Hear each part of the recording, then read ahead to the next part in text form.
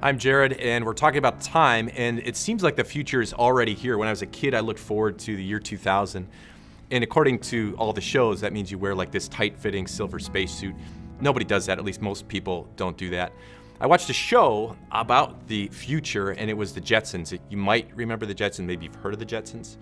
Well, my impression was that there's a couple things you learn from the Jetsons. Number one, if George can land Jane, there's hope for any man to marry a beautiful woman. And two, life's supposed to get easier. Like George would fly in his flying car, and then he'd get out and it would turn into a briefcase. You could just press a button and you get your food. But I don't know about your life, but my life actually is getting more and more complex. I thought as we got to the future, it was gonna get so easy and automated that I work less and I leisure more. That's not the case at all. In fact, that's not the case for just about anybody.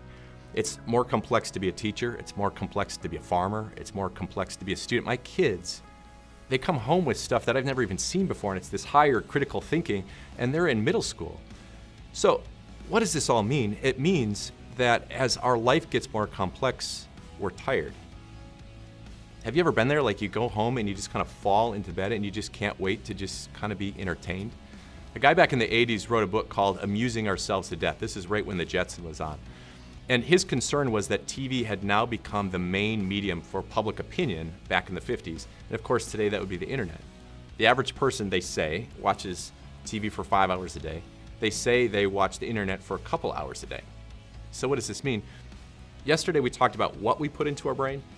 Today we're talking about you don't have unlimited amount of time, and God even says that. Through Moses, he says, teach us to number our days so that we may gain a heart of wisdom.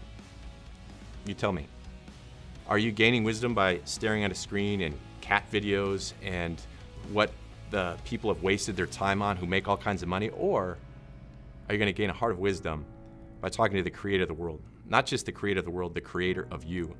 And who better understands how you function, what is best for you, than our God?